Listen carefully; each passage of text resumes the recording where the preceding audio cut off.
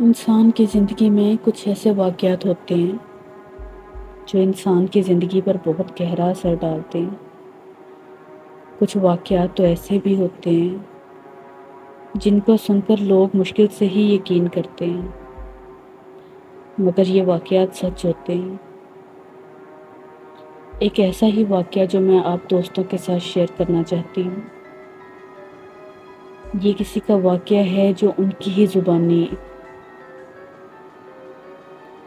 وہ لکھتے ہیں۔ یہ بات کافی پرانی ہے۔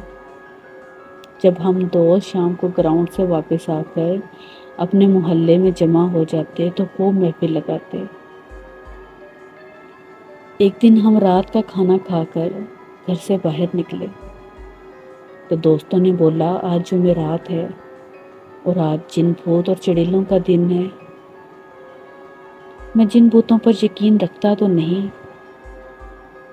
اگر رکھ بھی لوں تو کبھی آمنا سامنا ہوا نہیں۔ تو اس کی بات سن کر میں ہنس دیا۔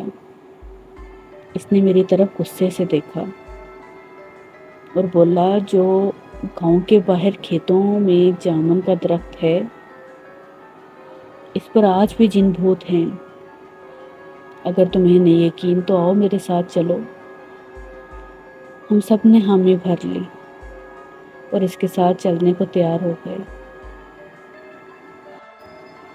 یہاں میں آپ کو اس دوست کا نام بتاتا چلوں۔ اس کا نام تھا ندیم۔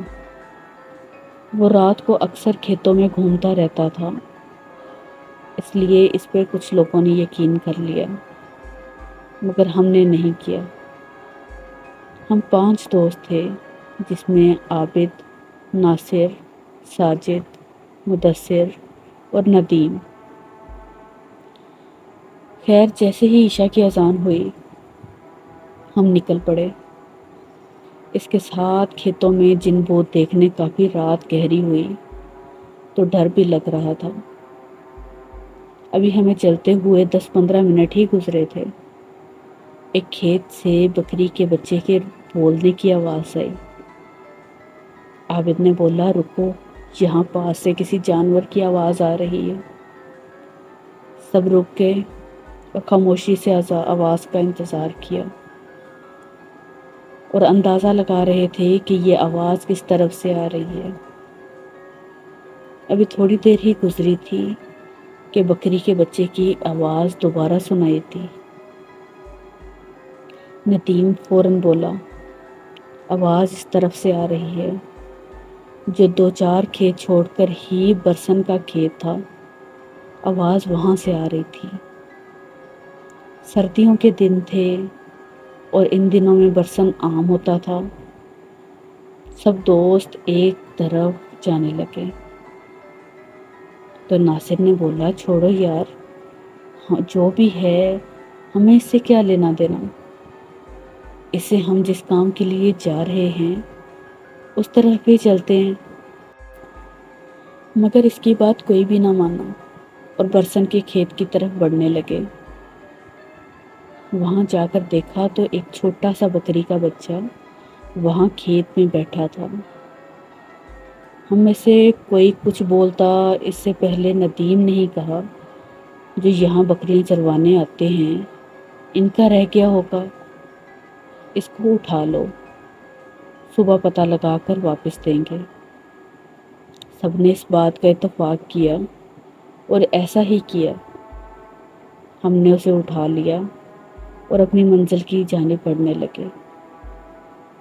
رات کافی گہری ہوتی چلی گئی اور ہمارے ڈر میں مزید اضافہ ہوتا گیا، کیونکہ کھیتوں میں ہر طرف جانور کی آوازیں آ رہی تھیں۔ مدثر نے بولا، یار، ہم کو واپس جانا چاہیے، آگے خطرہ ہے۔ سب اس پہ ہنسنے لگے اور اس کو ڈرپوک کہنے لگے۔ خیر، وہ خاموشی سے ان کے ساتھ چلتا رہا۔ پھر راستے میں ہمیں سیٹی کی آواز آنا شروع ہو گئی۔ سب رک گئے اور ایک دوسرے کی طرف دیکھنے لگے۔ ڈر اس وقت سب کے چہرے سے صاف نظر آ رہا تھا، مگر کوئی بھی یہ نہیں چاہتا تھا کہ ہم واپس جائیں اور اللہ کا نام لے کے اس جامن کے درخت کی طرف بڑھنے لگے۔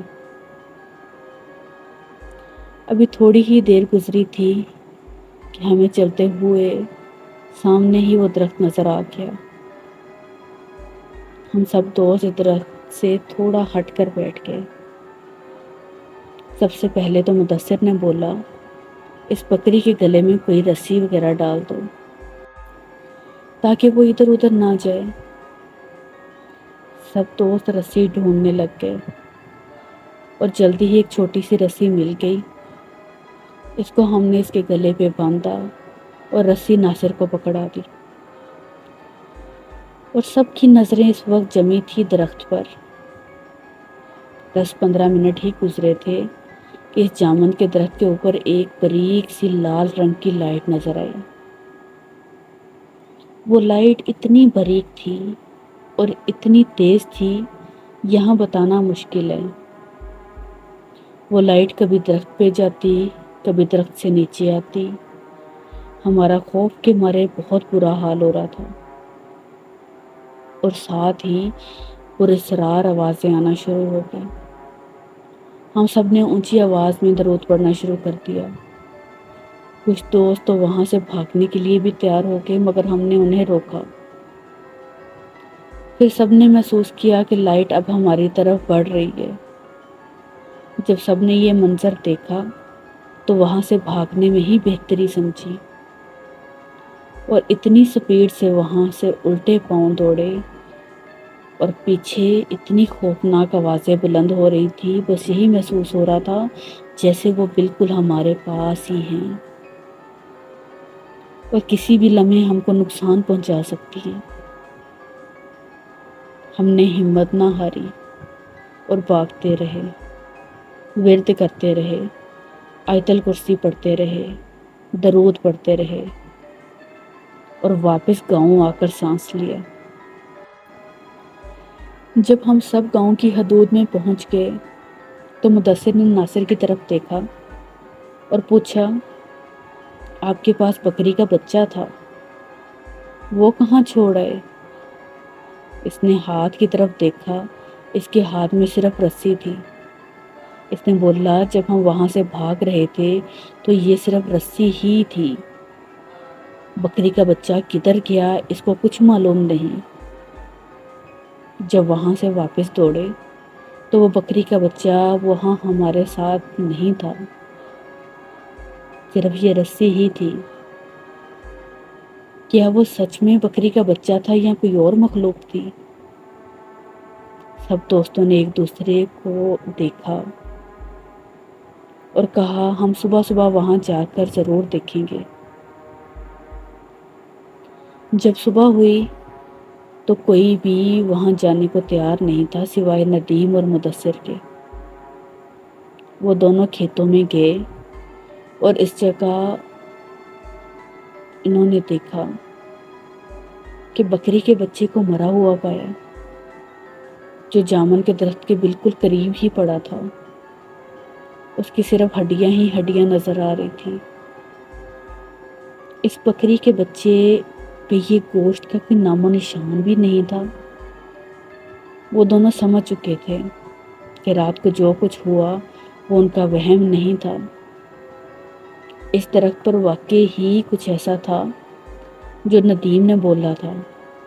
اس کے بعد وہ واپس آ گئے اور کبھی بھی رات کے ٹائم باہر گھومنے سے توبہ کر لی۔ یہ بالکل ایک سچا واقعہ ہے۔